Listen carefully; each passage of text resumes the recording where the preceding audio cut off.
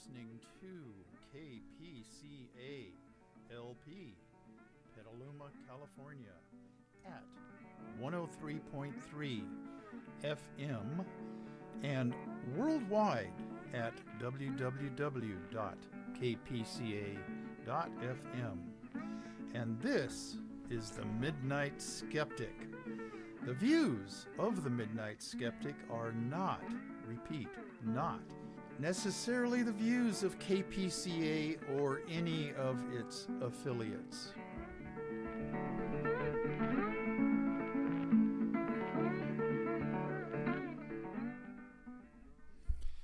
Okay, this is the 16th of January. It's a Saturday, and I kind of procrastinated a little longer than I usually do for recording the Midnight Skeptic. Is there anything going on in the world that needs our attention or needs the attention of the Midnight Skeptic? I think so. This 20th will be the inauguration of Joseph Biden and Kamala Harris as our president and vice president.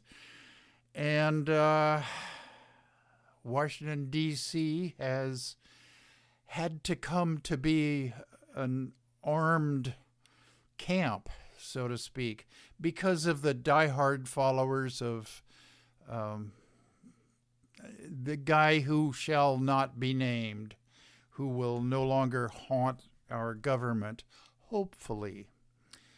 Okay, this will be going out this Sunday at 9 p.m., the usual time. Locally, 103.3 FM, KPCA LP, and worldwide, www.kpca.fm. I'm doing this in my usual spot in the downstairs office. The YouTube people can see the stairs in the background going up to the bedrooms upstairs, and I use this downstairs space for my private tutoring, which hasn't been up and running for a year because of the COVID-19, and we're having problems getting enough vaccines here in Sonoma County. I haven't gotten mine yet, but I'm not worried about it. I'm going to wait until Kaiser, which I've been a member of for my entire working life, until they contact me, because I'm in the age group that sort of can get his shot. But I've been essentially quarantined here with frequent trips to Safeway or CVS or whatever. There's no restaurants that are open, even outdoor dining. So I've essentially been locked away here. Okay, before we get into the meat of this, such as it is, I want to do my shout-outs, as I always do, to my brother Brandon down in Santan Valley, Arizona, Stanley Gustafson, retired city attorney of Daly City, who is living down in Pacifica, California, Kathy and Rich Berger over in Sebastopol. They are relatively new listeners. The 103.3 signal should get over there, but they might watch it on YouTube also. Okay, Mickey Huff. He is the godfather of Project Censored, and he's a professor of history over at Diablo Valley College. He lives here in Petaluma, and he has his program on Wednesday here at KPCA. I think it's 3 o'clock in the afternoon, Again, 103.3. And Project Censored is a yearly publication, and they do a lot of other things, including the radio show, but a yearly publication of news stories that have either gone unreported, not as well reported as they should have been, or the reporting on these stories have been skewed one way or another, either left or right. Okay. And the Sonora crowd, Baba and Sandy Fisher, and their daughter Martha and son Brad. Martha's a nurse up there. Take care of yourself, Martha. Wear your PPE and just be safe, all of you. And again, down in Santan Valley, my niece, Andrea, she is also a nurse. And she and her husband, Tim, have 3 kids that we jokingly call the 3 little terrorists. And I hope that Andrea also is wearing her PPE like a good girl and keeps safe down there. Arizona is one of the worst places per capita for the COVID outbreak. Okay, Darrell Larson and Judy May and Leonidas Maciel, if you guys are listening in on this stuff, hi out there. Tim Conrad, who now lives down here in Petaluma and was in our class up in Sonora, California. He is an excellent, excellent photographer.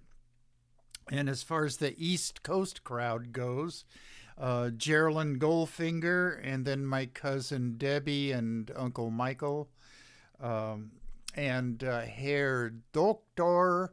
David Rubin. If you want to see some very good paintings, go to Dave Rubin Paintings, all one word.com, and see which one you like. I have my favorites, and he is a very accomplished painter now. He's a retired doctor, retired from one of the drug companies also, who set up these trials on new drugs. That's what he did for GlaxoSmithKline. Nelson and Alice Lydell down in Sarasota, Florida. And also my favorite herpetologist, Karina Hilliard, down in Patagonia, Arizona. Okay. There's a couple of minor things. Well, they're important. They're important to somebody.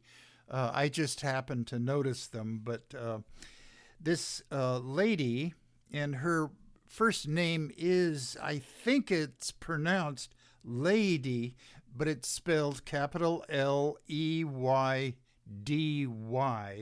And then her last name is Petch, capital Pech. She's an indigenous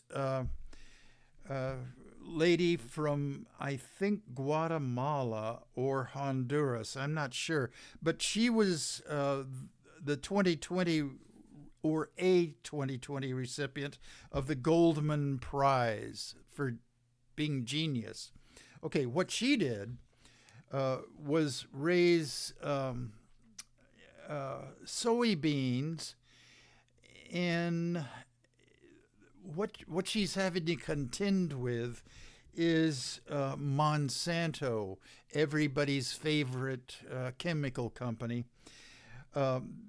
Monsanto has developed GMO soybeans that are glyphosate resistant. I have talked about glyphosate before. It's an evil herbicide chemical.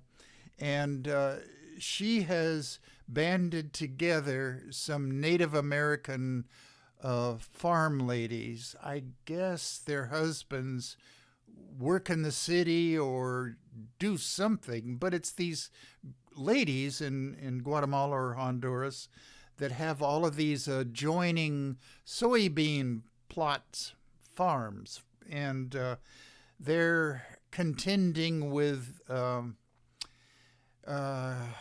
Monsanto's soybeans that are growing in plots near enough to theirs to interfere with the organicness of the soybeans. And Monsanto raising or making the seeds for soybeans that are glyphosate resistant, what that traps the farmers into is a never-ending cycle of buying more and more pesticides made by Monsanto, of course, and then they have to buy new seeds that are even more glyphosate resistance, GMOs, and on and on and on in a circular, I don't know, what's the word I'm looking for? Never-ending cycle of them having to pay more and more, what it boils down to, and more and more profits for Monsanto. As listeners of the Midnight Skeptic know, in general, I am not against GMOs. GMO plants have increased the food crops all over the world and have been part of this green revolution to feed more and more people. And for that, I applaud the scientists that are behind the GMO revolution. However, like anything, it can be misused. And sure enough, that's what Monsanto has done. Bless their evil hearts. Anyway, Lady Petch, I'm not sure how she pronounces her last name. Anyway, it's spelled P-E-C-H. She's 55, and she's a Mayan indigenous lady. And anyhow, the Goldman Awards is given out every year to various people for their good works to make the earth a better place. Okay. On a downer note, there's I've in my notes here, I've labeled it Fundamentalist Alert. Pastor and TV host Rick Wiles. Oh, man, what a sucky person he is. What he's saying is meatless foods, okay, like we have around here, the Impossible Foods and other companies that are making, I don't know, if you want to call them fake meat, that's okay, but they don't really have meat in them. What this pastor, Rick Wiles, is saying is meatless foods can alter human DNA in order to cause human beings to no longer be technically classified as humans. Well, even if that were true, which it's not, what's wrong with that? Okay, it is a plot that would make it impossible for these no longer technical human beings to be saved by Christ. And he claims it's a Luciferian plot. Oh, man. Anyway, this Rick Wiles is the senior pastor at Flowing Streams Church in Vero Beach, Florida. And he's 67 and demented. He's probably been demented his whole life. Okay, now, that's gone. Okay, I'm going to talk a little bit about Trumpisms, not the man who shall not be named himself, because he's going to be out of here on the 20th.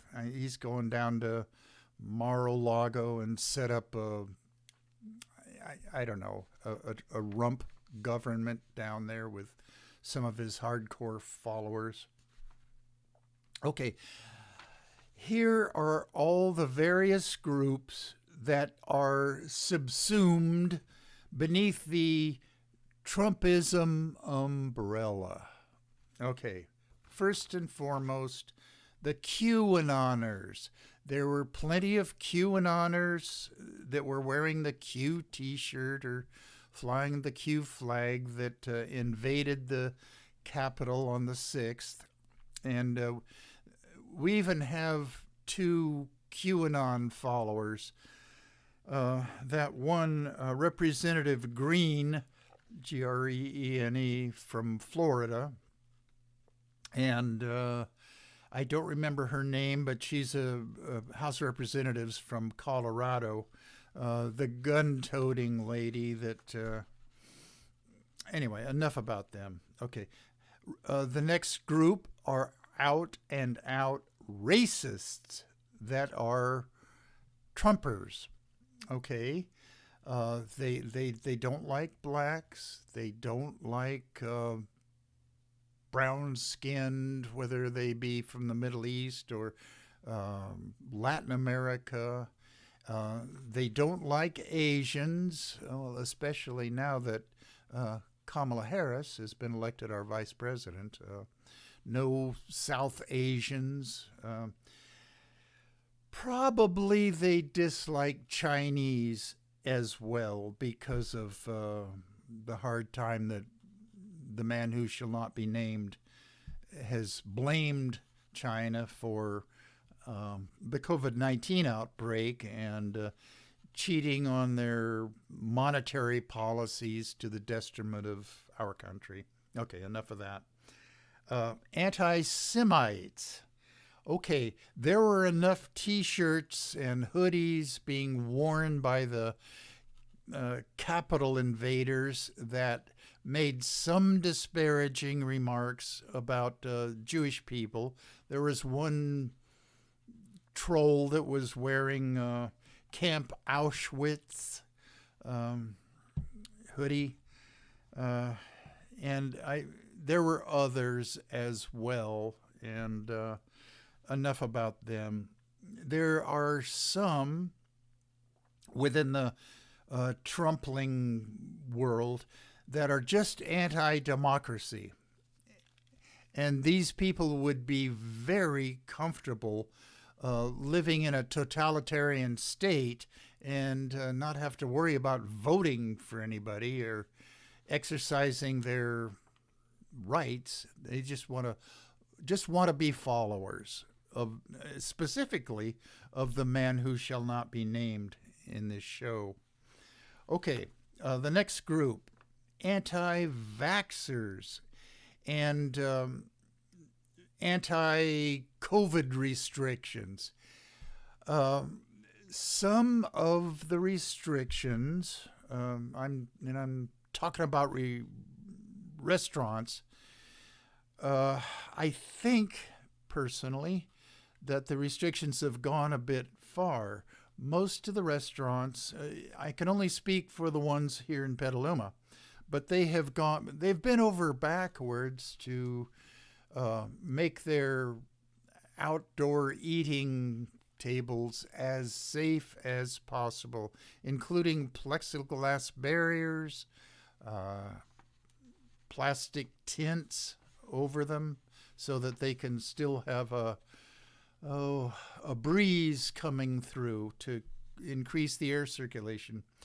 But by and large, the COVID restrictions are fairly well thought out, and the health personnel in all these counties and the politicians they really do have our best interests at heart vis-a-vis the COVID-19. But there's people that are just defiant just to be defiant. And my heart goes out to the small business owners not just here in Petaluma, but everywhere across the country. They're hurting, and this is going to affect our country for probably the better part of the next generation. Small businesses are going to struggle just to come back, as is our economy. Um, okay, anti-maskers. Oh, geez, those are the world's worst. There was a guy, and this is about a month ago. I was going to Safeway just to go into the store and buy some things, and I was putting on my mask before I went in the front door, and this guy comes out, and I didn't know who he was, but he said, "Don't you just hate how the government controls our lives?" Oh, Jesus, if I've ever heard a Trumper spouting off, it's this guy. And I told him, no, I believe in keeping my neighbors and everybody else in the store as safe as possible. And he walked off. We weren't going to get into a big to-do about it. Okay, now I have a list of pro people. Okay, there are pro-Confederate states. There were enough Confederate battle flags fluttering in the lobby of the Capitol on the 6th that there are, in fact, some, at this late date, some dead enders of the Confederate cause. That's the only way I can explain why these people enjoy flying the Confederate flag. I guess they're proud of themselves being rebels, and nobody's gonna tell me what to do. Okay, and then there's a pro-sovereign citizen group. If you don't know what sovereign citizens are, it's a very loosely organized group of people that have declared themselves to be sovereign citizens, which means that in their minds, they don't have to pay taxes or abide by any laws made by anybody except themselves and the local county sheriff. I don't know why they, in their own minds, elevate the county sheriff into such an exalted position, but they seem to.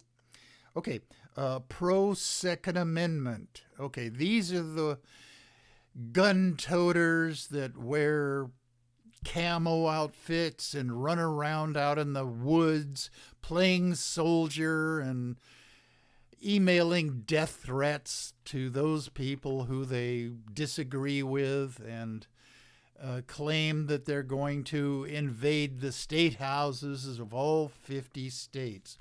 Now, this is a legitimate threat. Okay, this Sunday is going to be a bit of a maybe dangerous time in our country's history. These various militia groups, the gun-toting play soldier groups, have let law enforcement know online that every state house is going to be, invaded this Sunday. And any days between this Sunday and the inauguration. I don't think this is going to amount to very much. Maybe there might be 6 or 7 or 8 states that have to put up with these clowns. Michigan, they have a fairly well-established militia group, and they were going to kidnap Gretchen Whitmer, the governor. That was a well-developed and thought-out plan. Didn't work, but at least they were to be taken enough seriously that they were a threat, and they were all arrested, or most of them were arrested. Coffee break. Okay. Okay. The gun toters. Oh, good news. The NRA has just declared bankruptcy. Yay! And they're moving out of New York and moving to Texas, the gun owning center of the United States. I hope that they don't escape all their debts that they've accrued in the state of New York, and I hope their district state attorney general goes after them for their debts. Okay. In the pro list, Christian evangelical fundamentalists, like Rick Wiles, for instance. He would be a Trumper. I know he is. There is a hardcore group who have viewed Donald, whose last name shall not be mentioned, as the second coming of Christ. And they wouldn't put it that way, but as long as he appoints judges at all levels, including the Supreme Court, that will overturn Roe v. Wade. That's their one of two main issues. Christian evangelical fundamentalists. The other issue that they have is gay marriage, or anything that they perceive to favor the LGBTQ community.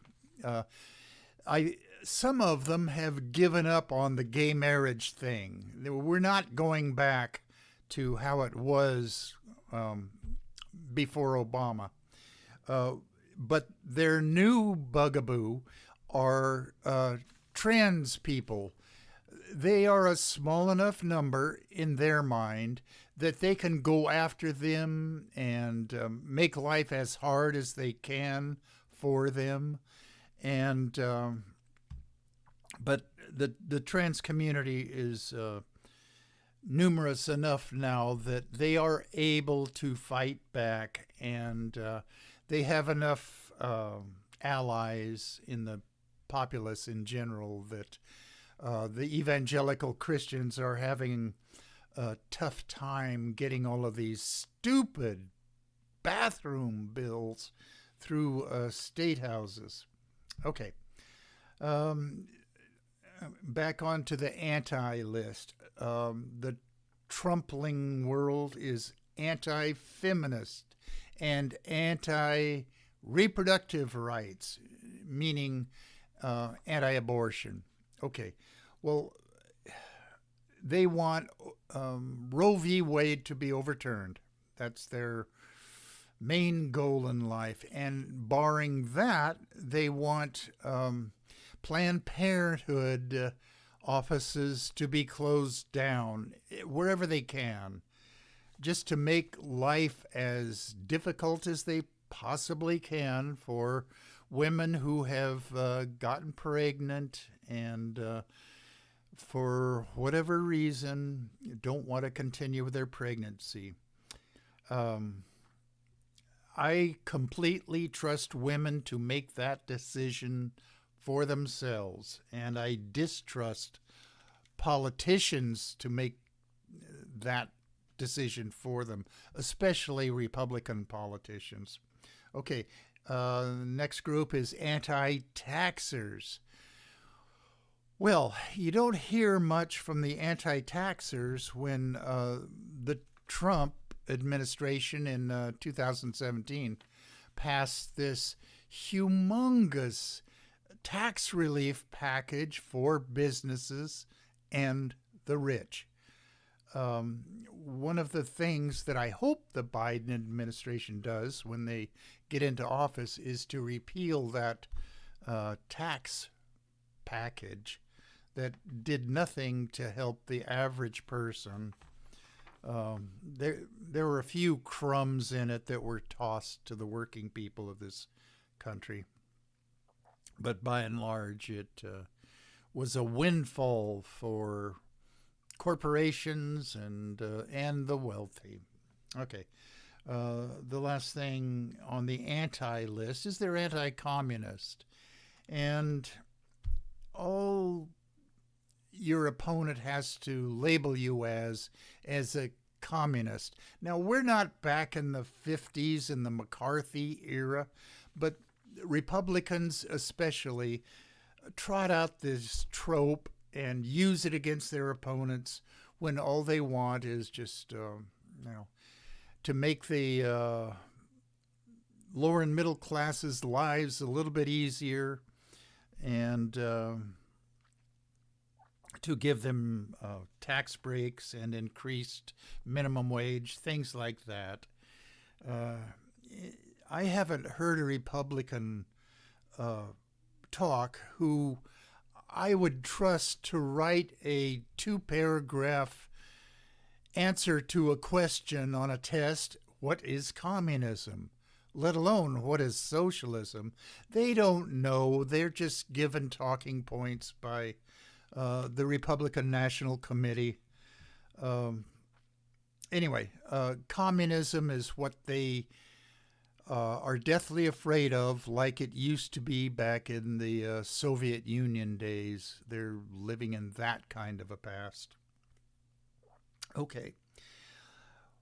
When the Biden and Harris administration take power in the executive part of this government after the 20th, I hope there will be just no more pictures of the guy whose name shall not be mentioned.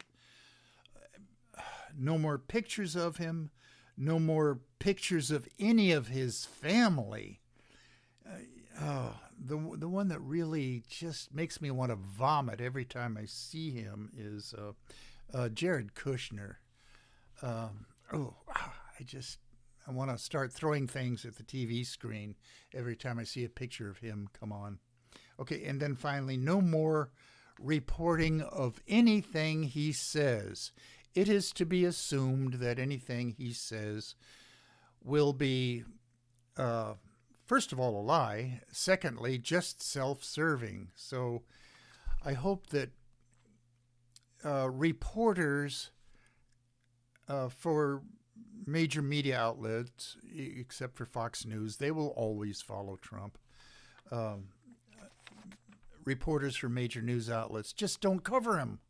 Let him spout off to his golfing buddies, and just don't waste good newsprint on things that he says, or airtime. Don't waste airtime on repeating what he's blathering on about. Okay, enough of that. I have about a half hour left. And last show, I started to talk in the second half of the show about feminism and the various waves of feminism. And I kind of ran out of time, so I wasn't able to go into the fourth wave feminism very deeply. And I'm going to rectify that now.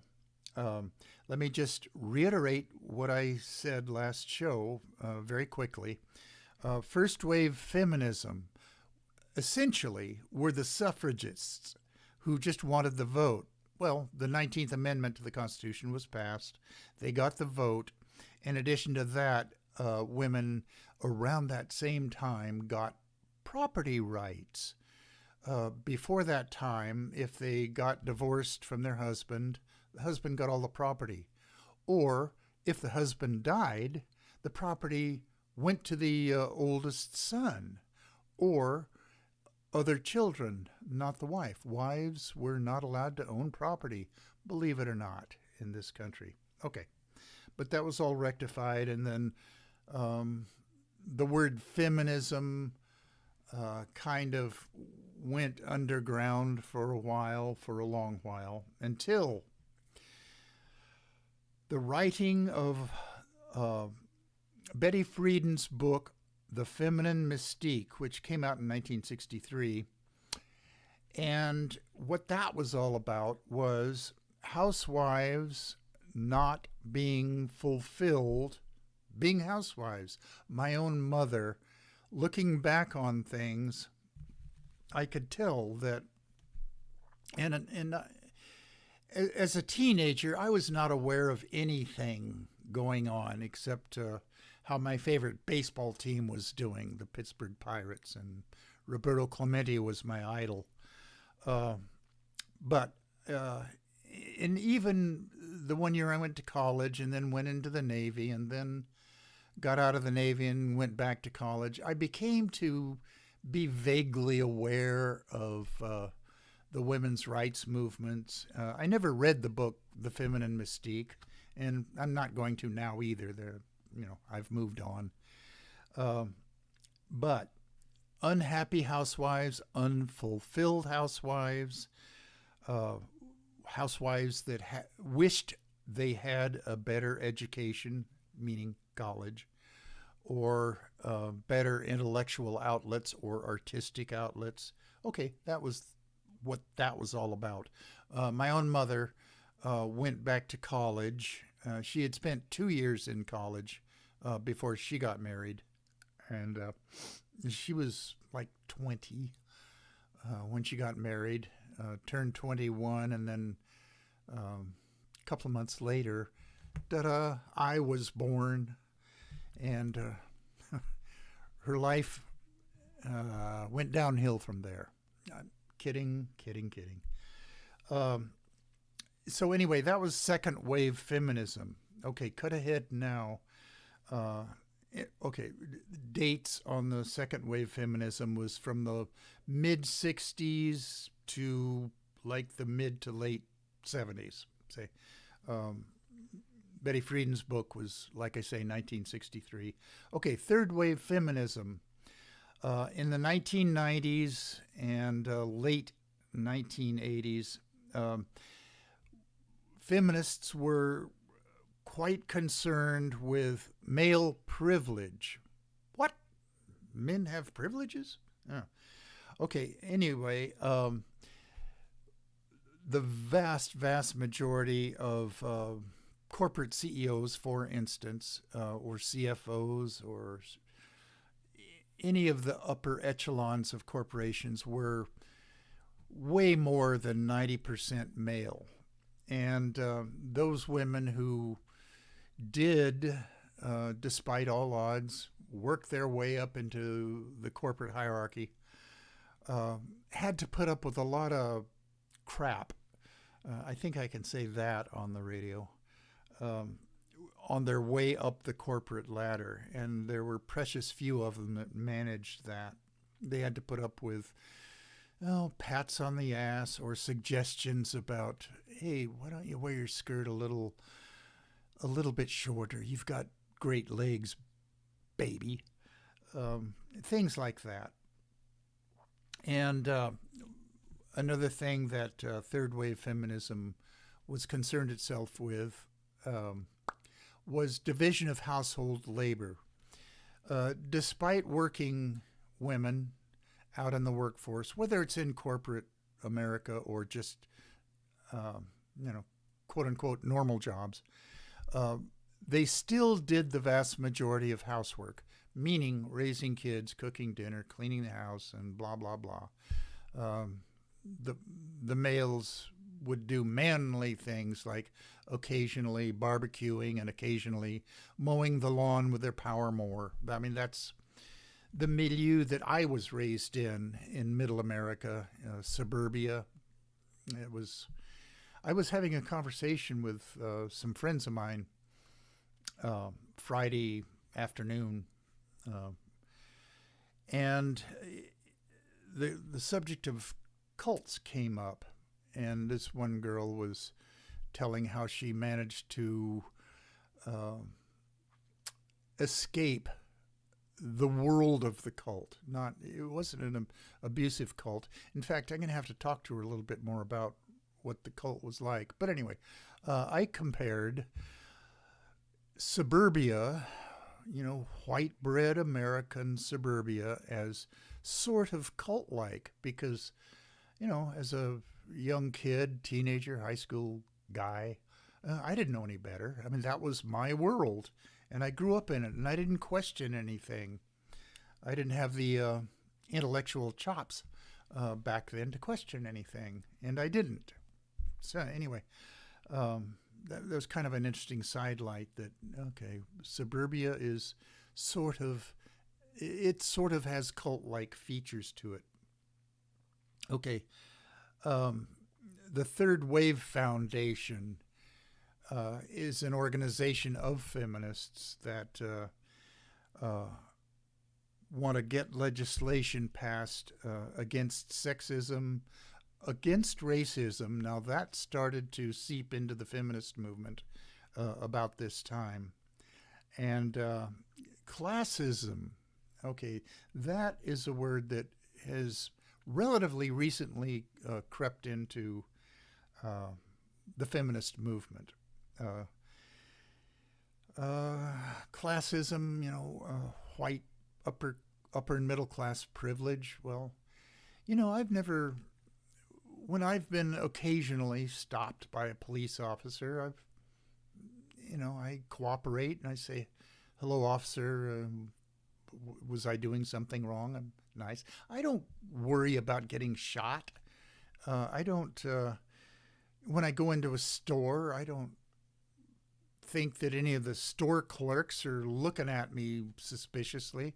None of that, because I'm white and kind of dress in a middle classy sort of way. So that sort of thing was creeping into the feminist movement in the 1990s and early 2000s, around the millennial time. Okay, which brings us to fourth wave feminism. And there's one writer that specifically dates it at beginning at 2012, and I can't for the life of me find exactly what happened in 2012 for it to have started off on that date. But fourth wave feminism is more concerned with women's empowerment and the use of the internet and as one of the tools of feminists communicating with each other, and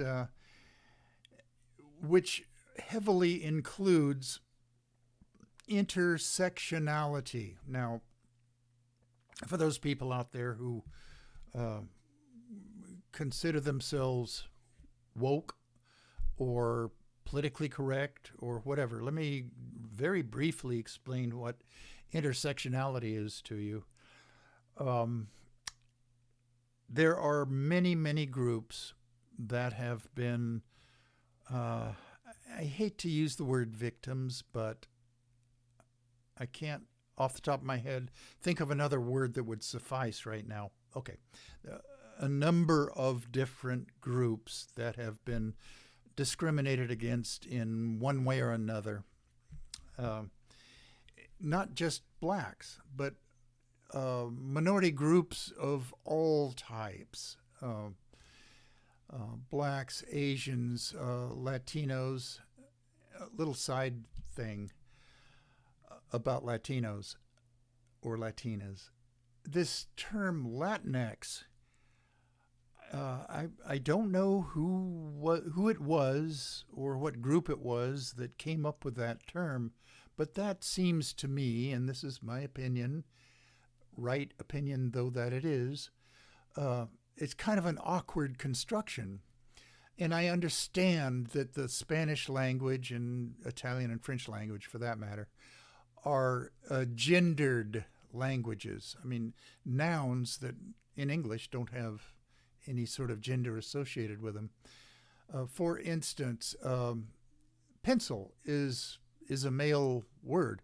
El lápiz, an hour, like a segment of time, is la hora. It's feminine. I don't know why that is, but that's their language. But men and women, Latinos or Latinas, okay, it's inefficient to have to use two words when you're talking about Latins in general. But I mean, it's not that much extra work just to say Latinos and Latinas. But somehow Latinx has been invented by somebody, I don't know who, to encompass both genders. Okay, that's enough of that little sidebar. What fourth wave feminism is, I haven't finished on my intersectionality, but let me stick this in there right quick. Fourth wave feminism is greater gender equality and gendered norms. They're very concerned with those issues. Okay, back to intersectionality. Not just blacks, Latinos and Latinas, Asians, South Asians, the handicapped, the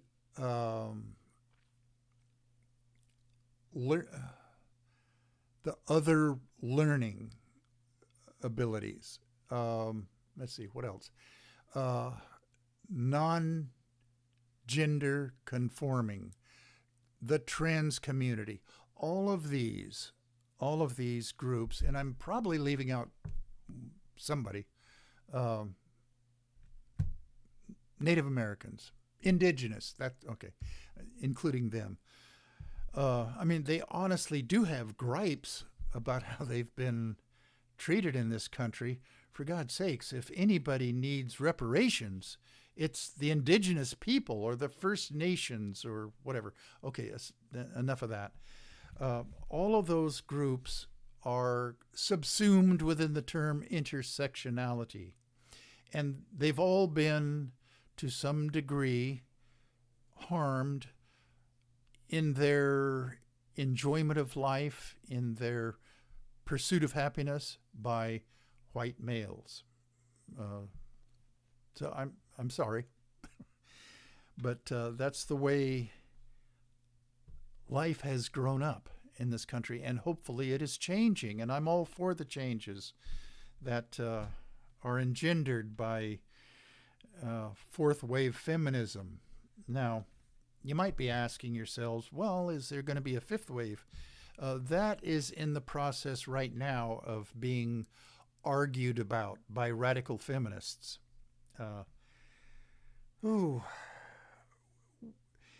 And the one thing that I've seen in print concerning fifth wave feminism, and I'm not convinced that it's a real fifth wave or not. If enough of them want to consider it that, okay, well, I can adjust my thinking. Fifth wave feminism is the women's power to protect the world. Okay. I hope they do. I hope they're successful at it, which means the environment, environmental issues, global health issues, global nutritional issues, all things like that. I hope feminists do take up that cause. I guess Greta Thunberg would be one of them, considered to be fifth wave feminist. She's not called herself that. She's very concerned with global environmental issues. Bless her heart. I'm all for what she's doing. And if she makes politicians and United Nations officials uncomfortable with her "how dare you" comments, well, tough cookies. They can just change their thinking. How about that? Okay. That is a rundown of the feminist movement. Now, there's a subset of the feminist movement called gaze theory, and this is specifically about genders, male, female. Okay. What is the gaze? Oh, well, first of all, let me back up a bit. this cinema critic in England. Her name is Laura Mulvey, Mulvey. She wrote an essay, and the essay I forget the name of the magazine, or it was an academic magazine that it appeared in. It was called Visual Pleasure and Narrative Cinema. She was a film critic, or cinema critic, if you want to sound more educated, I guess. I don't know. Okay, what is the gaze? Okay, an intent look rather than just looking at something or glancing at something or letting your eyes rest on something momentarily. A gaze is a very intentional look, a dynamic bridging the gap between observer and art form. Now, cinema, art form, was how this came to be talked about initially, but the term gaze has seeped over into literary art forms, performance art forms, what else? Sculpture, paintings, not just cinema anymore, although primarily the gaze theory pertains to cinema. Okay. A gaze can be used to confer meaning upon a piece of art. If you're standing there in a museum looking at a Degas painting, for instance, is the painting also looking at you or gazing at you and affecting the way you live your life from that point forward? That might well be. There are those thinkers, including me. I guess I think a little bit before I run off at the mouth. A gaze can be used to confer meaning upon a piece of art. A relationship is created between the viewer, meaning you, the museum goer, and the viewed. The viewed is the work of art, or the dance performance, or the movie that you're watching. Your gaze makes a connection, even if you're not thinking in those terms. It really does. Okay, the observer and the observed take part in a ceaseless exchange. As long as you are looking at something or gazing at something, then there is a relationship between you and the creation, the art creation, or the cinema, or the dance, or whatever. The interplay between the two gazes, the two different gazes, you the observer and the observed. Okay. It blurs the boundaries between the two roles until it becomes unclear who is exactly gazing at whom.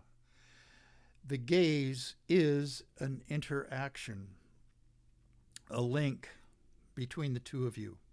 Okay, that's gaze in general.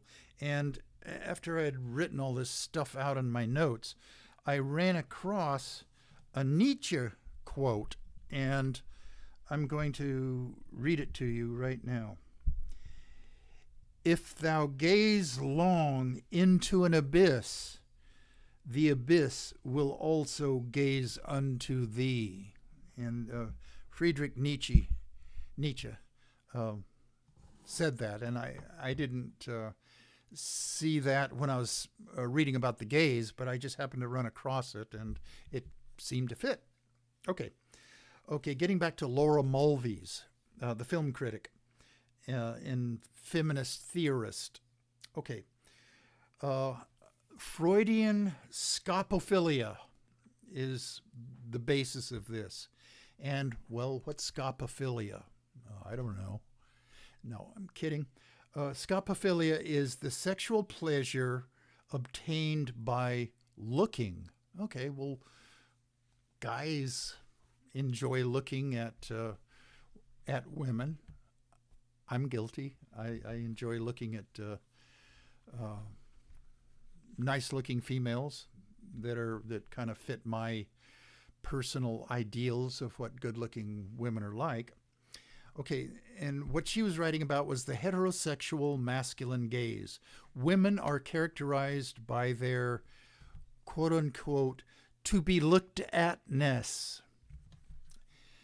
In cinema, woman is spectacle and man is the bearer of the look or the gaze. Sexualization of women arouses,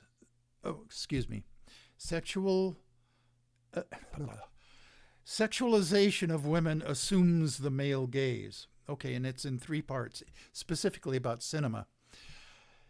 There's the producer and cinematographer and director, the guys that are behind the camera. There is the male lead or protagonist of the movie, and then there's the male audience. Most moviegoers are male. And until recently, the vast majority of movie makers and cinematographers and producers and directors were themselves male. That's changing. Excuse me. Coffee break, real quick. Okay, it's changing, but at a snail's pace. For my listeners out there, please Google Jill Soloway, Jill, capital Soloway. She was the producer director of the TV series Transparent. And I never watched that series, but then I ran across her talk about the female gaze. I strongly encourage you guys out there that are listening to this stuff to Google her name and listen to her talk. It's about an hour long that she gave at Northwestern University. Okay. The male gaze, director, cinematographer, male character, the audience, mostly male. The male gaze creates a power imbalance. It supports a patriarchal status quo, perpetuating woman's real-life sexual objectification.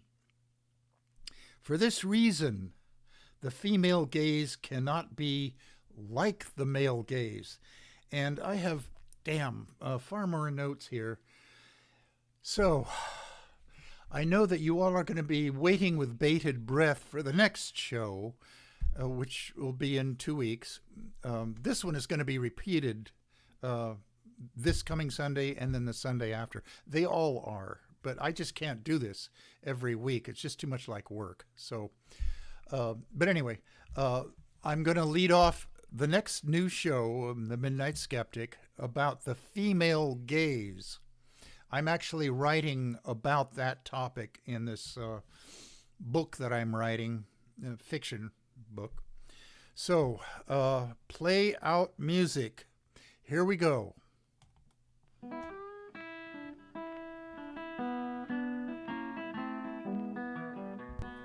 You have been listening to The Midnight Skeptic on KPCA LP, Petaluma, California.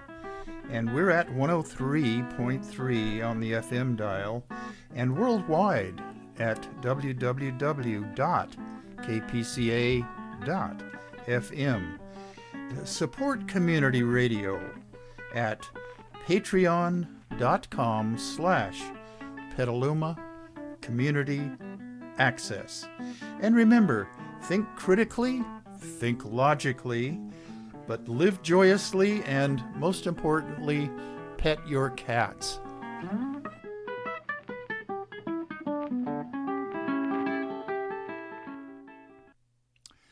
Okay, I think that maybe KPCA cut me off about a minute and a half ago, but that was just the play out announcements and everything.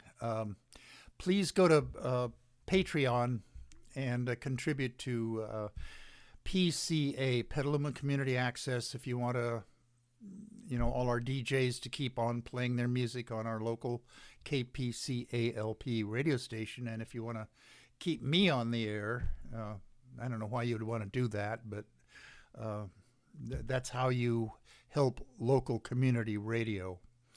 Okay, so that is it for another, I don't know, what is this? Another recording day. I'll see you again in 2 weeks with a brand new show, and I will talk about the female gaze. And that's a kind of a difficult topic to talk about. But goodbye, all, and I hope that the guy who shall not be named just leaves quietly and goes down and shoots some holes of golf at his Mar-a-Lago lair.